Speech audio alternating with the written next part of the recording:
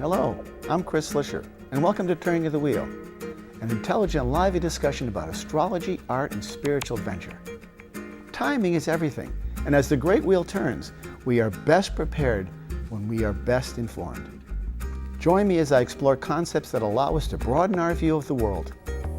You'll hear interesting topics, meet fascinating guests, and discover who you really are.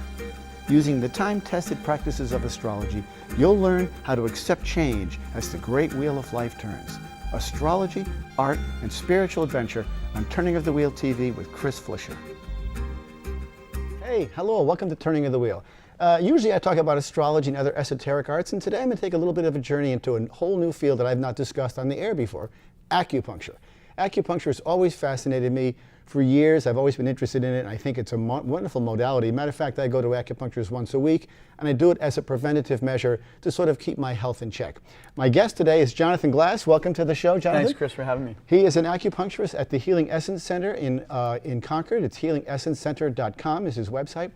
And I'm going to be the guinea pig today. So we're going to do a little bit talking about the acupuncture, then Jonathan's going to give me a few pointers, no pun intended, and we'll see what it's all about, and we'll talk about it. So Jonathan, how did you get interested in acupuncture to begin with? Well, I started out as a massage therapist. I Okay. got interested in holistic health. I got interested in meditation when I was in my teens. I found it made me a better soccer player. Oh, good. Better hockey player. Yeah. Reduced anxiety. So I recognized that reality, that world, had some meaning to it. Yeah. So then I got into massage therapy, and a couple times when I was living in California, I hurt my back pretty bad.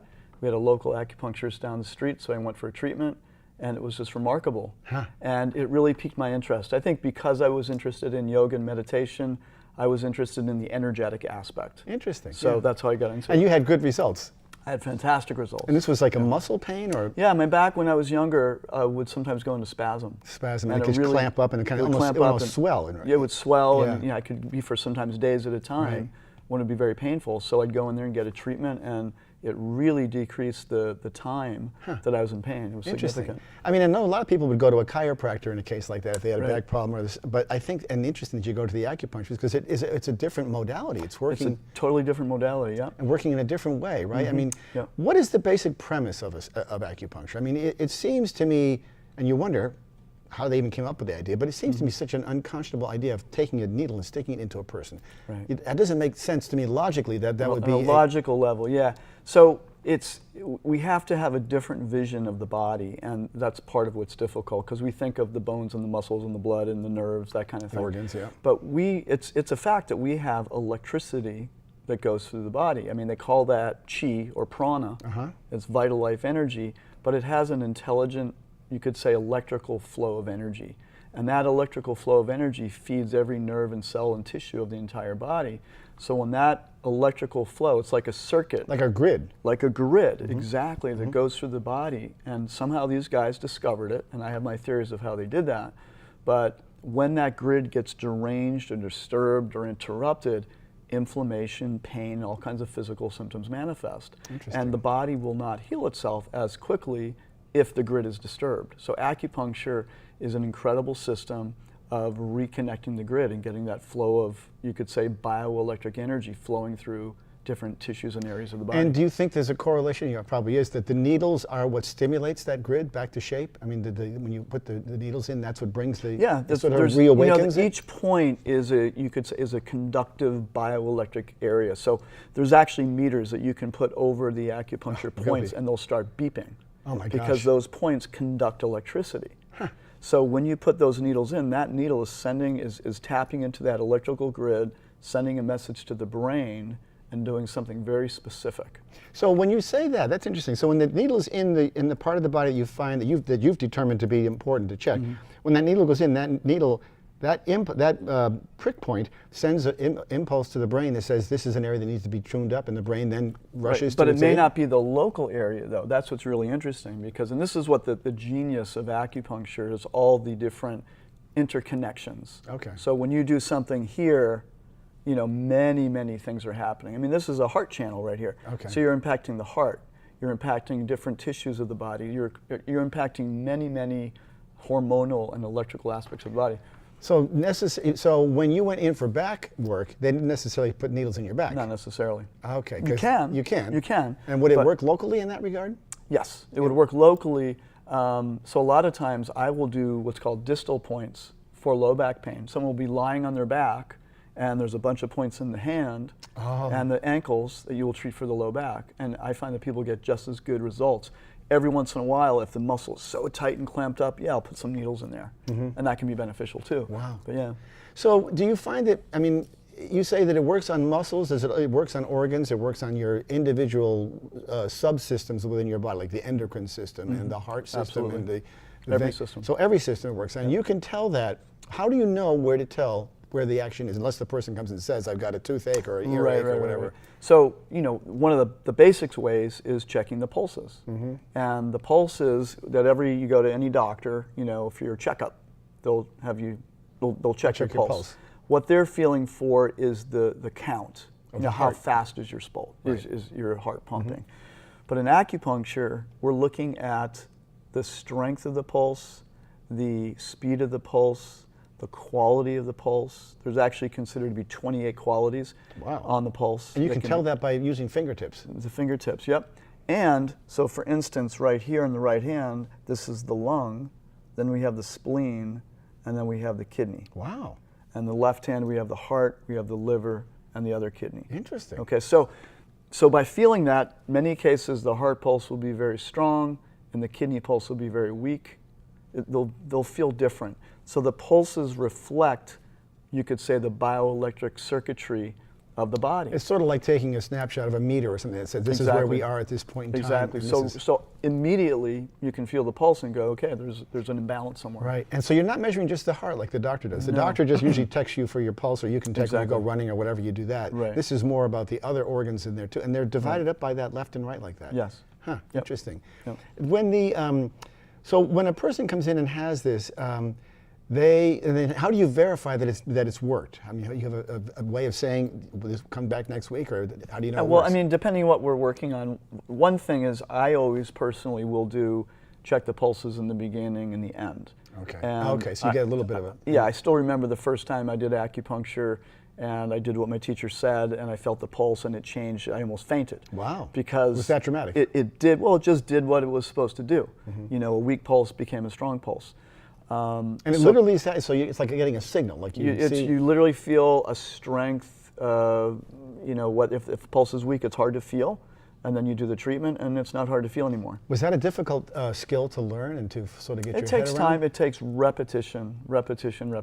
Yeah, just feeling it again and again and again. And then when you were learning this, did you have someone to bounce your ideas off? Say, this pulse feels weak, and the doctor, your Well, in instructor, school, we'd feel the pulse, and then we'd write down what we thought it was. We'd go to the teacher, and he'd feel it, and he'd say yes, no, whatever. And we had to, as homework, we had to, have, I don't know how many thousands of pulses check people to graduate. To see how they were, yeah. I also know that when I go to see my acupuncturist, she also checks my tongue every time. Yes. Yep. And what's that for? Well, the tongue is actually a map of the body. I mean, a lot of people know about these map systems. So, for instance, people have seen reflexology charts, which is a map of the body. There's many maps. The hands are a map of the body. The ears are a map of the body. Bottom of the feet.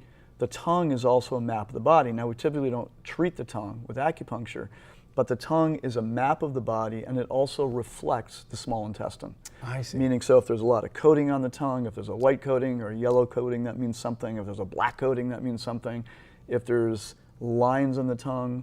So the tip of the tongue is the upper part of the body, and the back of the tongue is more the intestines and the kidneys. Interesting. So you can look at the tongue and have a sense of, where there's congestion, maybe where there's stress, things like that. Huh.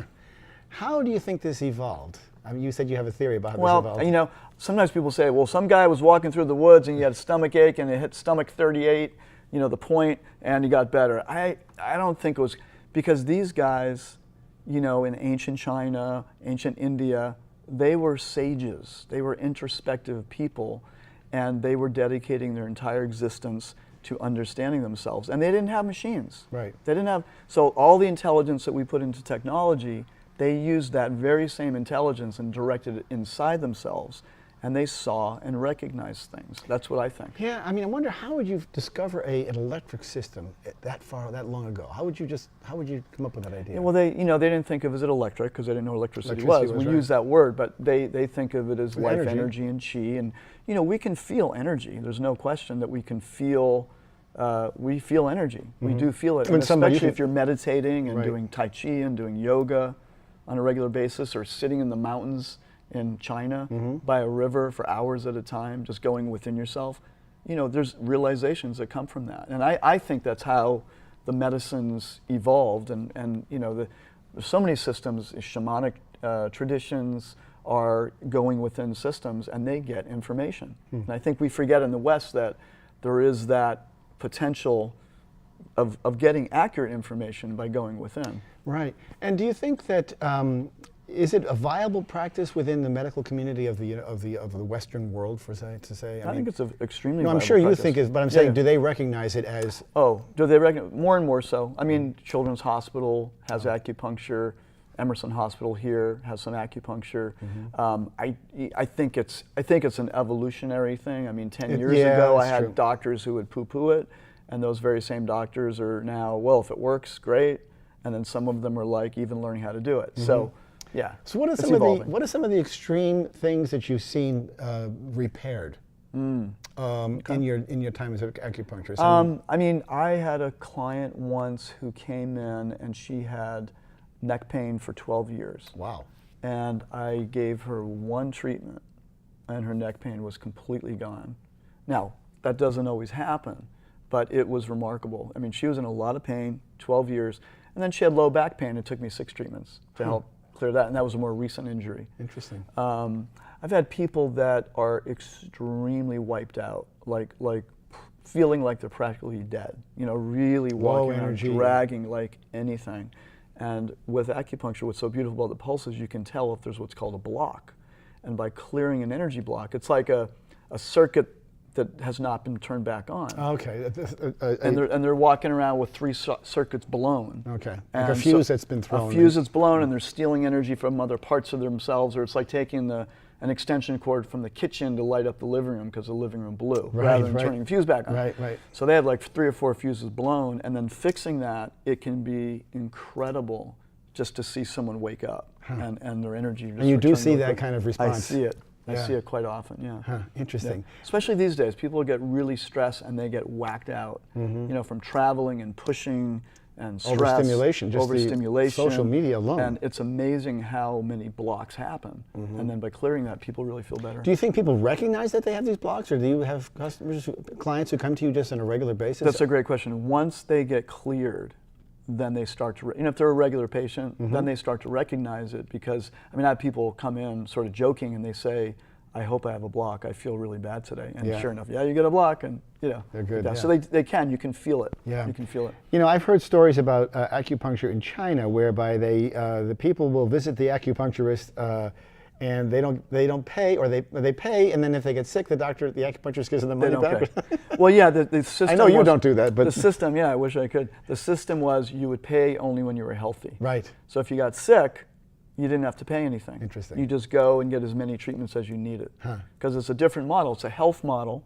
It's like, I'm going to help prevent you from getting sick. Right. And that's how I think is the real true value of acupuncture, is the preventative quality of it. You don't necessarily, we in Western civilization are very much of a reactive kind of society and mentality, where something breaks and we rush to fix it, as opposed to fixing it before it breaks. Right. And I think that's a different mentality totally between different Eastern and Western philosophies and lifestyles in general. I mean, it's much easier to be preventative and to be proactive, which is why I've been doing it for so long. I initially went just for sort of a stress reduction and, like you say, blockage, and I always loved the idea of it. I thought, this is so bizarre, it's got to work. And so I loved it, and I entered into it very naively, but I've educated myself over the years, and I've come to really like it, and if I don't have it, I miss it. I will say that. You sort of become kind of, I don't want to say addicted, but you become habitualized to it. It's like a ritual that you want to keep on with, and it's sort of a good health practice.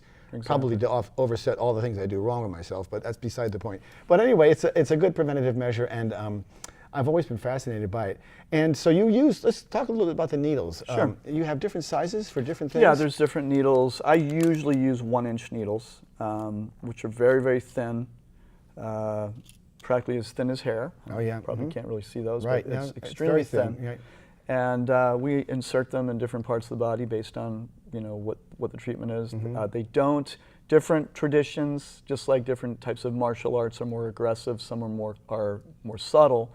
Some styles of acupuncture, some acupuncturists really want to get a strong sensation, and then we have certain styles of Japanese acupuncture which barely touch the body. Oh yeah. So there's a wide spectrum of styles. And then there's acupressure too. And acupressure, yeah. Acupressure is simply just putting pressure on that spot Right. as well, which is not as effective, you think? Well, it's effective, but the issue is what's really nice about the acupuncture needles, it's like having many hands. Oh, I see. So I can put a needle there, I can put it there, I can put it there, I can put it there. So with acupressure, I can only maybe do one place, two places at a time. I've also seen recently the idea of introducing electric acupuncture. Are you familiar with that? I'm familiar with it. I used to get it a lot. I personally don't do it. I think it's a good thing, and I think it's fine for those who practice it. For me, I've not resonated with adding that type of electricity into the body. It seems sort of inorganic, if that's the Yeah, word for it. exactly. It I'm seems not in favor of it myself. Yeah, it seems like you're introducing a man-made device. Well, I mean, needles are man-made too, but you're introducing a device with electricity in it to sort of stimulate the electricity. It's almost like jump-starting something. Right, and electricity isn't really that coherent with the human energy electricity. I see. It's not. So it's not. It's not. It doesn't have a coherent kind of relationship. So Okay. I prefer not to do that. All right. Well, listen, I want to have you try this out. Sure. I think you should do my pulses and Okay. tell me what you think. And Okay, then, I'm going to check your pulses. and then don't use the hammer when you put the needle in. I'll try not to. Okay, good. I'll use the big rusty needles though. Okay, I was going to say, in the old days, they probably had bigger needles. Yeah, they had bigger, thicker needles. Yeah, generally. Now they make them pretty thin. Yeah. Well, you got good pulses and they're strong. So I think your energy in general is, without going into a whole thing, but Right. you have good, strong. You're pretty energized most of the time. Oh yeah. Yeah, energetic guy. I sleep well. Yeah, your pulses are good. I don't see these days a lot of people with good, strong pulses. Interesting. So you're doing something right. Interesting, good. Okay. So why don't I just do? I'll do a point right here. Okay. This is called lingu, Okay. and it's one of the most famous points of the body. And what does that do? Lingu, it's a large intestine point, but it sort of it helps with digestion. It helps with the flow of general energy throughout the body. My teacher said it, when in doubt, if you don't know what the heck to do with somebody, Do that. do lingu. Kind of covers all the bases. That's funny. So then maybe we'll do a nice lung point here. Okay. Nice breath. By the way, you can hardly even feel these needles going in. They are so thin, it's almost impossible to tell that they're going in. I've had needles in the past that I felt, but these I don't really feel. These are very, very thin. Yeah, I use thin needles. Yeah, and people, I've talked about my acupuncture practice with people, and Just gonna do this one real quick. they always say, Okay. I'm scared to death of needles. And I say, well, you really don't feel them, but people do have that problem, don't they? Yeah. Oh yeah. And how do you address that? Well, if they get in the door, if They're they there. come, and I do have some people who come in and say, I don't want needles today, but for the most part, if they're there, and honestly, if I go really slowly and you have They to won't pace even know. somebody, just say, this is what I'm going to do. I might even show them to myself, and then I don't yelp when I do it, and be as gentle as I possibly can the first couple of needles. There really is a big myth about acupuncture, and this is Yeah. one of them, I think. And I was never a fan of needles as a kid, getting shots at the doctor and stuff like that. But Right. this is not at all like this. This is so gentle. I could not even tell he put this needle into me in my hand right here. I could not even feel it. So for that to be so innocuous and so, not even without any, and there's no blood being drawn, nothing like that. It's very, very simple. It's almost like you're just placing the needle there. Yeah. Like you're almost finding a cell in a hole in the body and a pore, and Yep. just putting it into the pore. That's kind of what you're doing. Yeah. So I've got a needle in here, and this one is bouncing away because that's my It's right next lungs. to your my heart. your pulse. Yeah. Okay. And this one's sitting there. I got one in what's this one here called? This is yin tong, it's called. This is a beautiful point. Most people have heard, many people have heard of the third eye. Third eye. But there's a lot of bioelectric energy right here, a lot of strong energy there. So that really helps calm the mind, Okay. focus and calm the mind. I do that point a lot. There are some people that their minds are so active that they don't like that point. The needle pops out. Yeah, the needle pops out. 99% of people like that point. And then this point over here is a beautiful ear point called Shen Men. And Shen means spirit, Men means mind. So it calms the spirit of the mind. Yeah. So they're both really nice points. You know, I'm fascinated by the way you describe this, and I've always, you know, I'm just amazed by it. But I think that what confuses me is how they map the spot of the point to the organ or to the system. Yeah. I mean, that's, whoever thought that up? Yeah, I mean, again, inner vision. I can't. But you know, it's interesting. For instance, when someone has a heart attack, what happens? It's usually the pinky, right, and the inner arm. That's exactly where the heart meridian goes, right through the pinky, right up the arm into here, then into the heart. So, you know, I don't know how they figured it out, but they sure did. Well, you know, there's a lot of speculation that some of these ancient arts where people came preloaded with them, you know, some way that they came to the planet, they already had this knowledge there, and they sort of just was a matter of awakening it, or somehow they made the connection. It's interesting. It feels very, very good. I'm always, as I said, I'm a big fan of acupuncture. I've been using it for years. And I think it was probably the second time I went to see Jonathan years ago, I fell asleep almost every time I have acupuncture, I fall asleep. I went to Jonathan, and this is going to sound odd, but I actually felt myself levitating. And I was completely, I'm a skeptic about this a lot of times. I like to keep a skeptical mind. I like to push the envelope a little bit, make sure it's not hoo-ha. Right. And it was remarkable. It's never happened to me again, but that one time, I must have been ready for it. I remember it, yeah.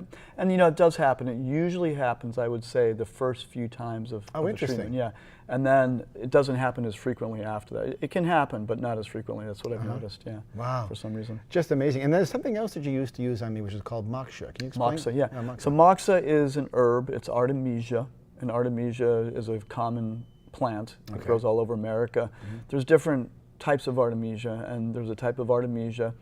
So the Chinese have a saying, you warm the house before the guest arrives. Yeah, that's good. So the needle is the guest, and the house is the point, and so we're warming it with moksha.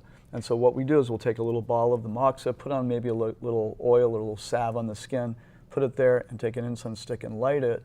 And when it gets warm, patient just says hot or warm. You take it off, and you do 3 or 4 or 5 of those, and it just really sort of tonifies and nourishes the point. And then when you do the needle, it has more impact. So it sort of sets the stage for that. Sets the stage, yeah. So it just enhances the potency of it. Yeah, and you would use that at a time where you found a particular pulse that was very weak and needed the extra kick? Yeah, a little nourishing. We generally, in this culture, we need nourishing. You know, generally in our Western culture. Nourishing how? Nourishing, we tend to be depleted in our culture. We're depleted, Is that emotionally or physically? Emotionally and physically. Okay. But even, you know, our teacher taught it in terms of levels, body, mind, and spirit. So we would describe it as on the spirit level. It doesn't mean spiritual. It doesn't mean you're not religious enough. Right. It means that many people's spirit has become a little bit covered over or depressed because life's challenges, you know, wax them down, kind of thing. And are you seeing that more now? So the moksha, I'm seeing it more and more all the time. Yeah, people get burnt out. They get tired. They lose hope. They lose excitement and zest for life when life, you know, is challenging. Right. And with the amount of stresses and the wireless and the speed of life, people get burnt out. Faster. You know? Faster. Yeah. And so the moksha really is very nourishing. It's like a nourishing tonic. And it is said, this may sound a little bit unusual, but it's said vibrationally to the human energy field, it has the same frequency as a healthy human energy field. Interesting. So the herb itself is enhancing the natural, healthy bioelectric energy of the body itself. Wow, that's very cool.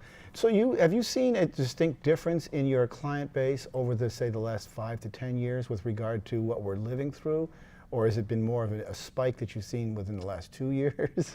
Last couple of years, really. I mean, there's a lot of anxiety, I would say more anxiety and depression the last couple of years. Yeah, and a lot of that's probably driven by the pace of society, not necessarily by circumstance, but just by the sheer entry of smartphones and social media. Puts us in a very, very interesting moment in history, I think, where we're going to agree. see, I mean, I think the historians are going to look back 100 years and say, wow, these guys really went off the rails back then. Or not. I mean, I have mixed feelings about this. We were talking earlier about Facebook and how it can change your life and what it does for you. And there are benefits to it for sure, but there's also a lot of demands it places on you, and there's sort of this distractibility that comes into it. Yeah, I think that's the big issue is, you know, are we as human beings really capable of, you know, avoiding the distraction of Facebook? And it's because of its nature. I don't just mean Facebook, but all the stuff. The stuff. It's extremely captivating, Yeah. and distracting, and you know, most people can't handle it. It's been designed that way. I mean, they actually been brought designed that way. psychologists. It's like junk food. Like the way the junk foods are created, Right. they're meant to be addictive. So the way, you know, this is being created is meant to be addictive and all-consuming. I see. And it has its benefits. And like money, you can you know, buy money and help people with it, or you can just become engrossed and obsessed with collecting it. Right. And, you know, become neurotic about it. So it's not it doesn't have to be an evil thing in and of itself, but it is a challenging thing, I would say. Yeah, I think that we are, and this is a good remedy for it. When you typically look at someone, I've got, like you say, I've got good pulses. Thank you. I'm glad to hear that. If I were to come to you, or someone were to come to you, you would do what you just did now with me. If someone came to your healingessencecenter.com is Jonathan's website, and he's located in downtown West Concord, right above Deborah's Natural Gourmet. And acupuncture is so you would take their pulses, and then you probably do a full array of needles, covering the whole body? Yeah, I do different parts of the body. There's many different styles of acupuncture, and I use something called Taoist balance acupuncture. We'll put some needles in the lower legs, both arms, in a certain pattern. Probably the ears, probably a brow point. But then there's other times where we'll treat body points, whether upper chest or upper back, lower back, depending on the situation. And then if you do find one organ that's weak, for example, you would then put extra emphasis on that. Emphasize that organ. Yeah, and that will last how long? That really depends on how out of balance somebody is. So, you know, I think of a target. So if somebody is sort of hanging around the outer edges of the bullseye, or maybe one circle out, then that treatment's going to last longer. If somebody is really whacked out, really out of balance, they have lots of blocks, they've blown a lot of fuses, that person is going to need more work in the beginning. I see. And they may want a couple treatments a week for 3 to 6 weeks. Interesting. Or at least one treatment a week, 3 to 6 weeks. And then you can take it from there. And then you say that it's being more widely recognized by health insurance as well as doctors? Yeah, it's starting to. Have you had doctors send someone to you for that purpose? Yeah. Wow, Yeah. interesting. Yeah. And it was what kind of a condition? Usually injury. Injury. Usually injury, yeah. So it's like a broken ankle or something? Broken ankle, or some kind of Pulled chronic muscle. pain, or, you know, they can't help them with their neck pain, and so many of us now are sitting in front of desks on screens with our heads down into our laps with the phones. Right. I'm sure you're getting a lot more neck pains. Yeah, a lot of upper shoulder neck pain for sure. A lot of stress. Even thumbs. I've gotten some thumbs with people gaming. Oh, you know, really? Or arthritic Or feelings. just texting, yeah. Yeah, texting. Yeah. Interesting. You know, when I typically do this, I'm not falling asleep now, obviously, and it's a good thing I'm not, but I typically find myself very, very relaxed. Yeah. I feel, this is going to sound odd, I almost feel high. Yeah. It's just sort of just a beautifully meditative, relaxing state that I come out of, and I really come out like I feel like I've had my clock cleaned or my slate cleaned, and it's just great. So. Definitely.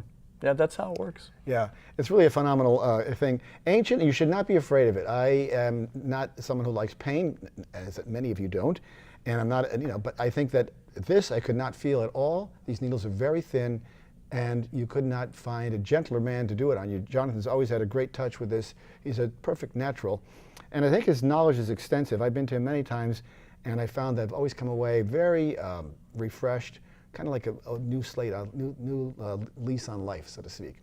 Jonathan's website is healingessencecenter.com. It's in West Acton. And West Concord. West Concord, I'm sorry. Yeah, no West problem. Concord, yeah. And so I typically would get more, when I go, I typically get more needles, but this is working. It's kind of like I think once you try it, you'll be sorry you haven't done it again. So, Jonathan, thank you very much. Okay, thank you.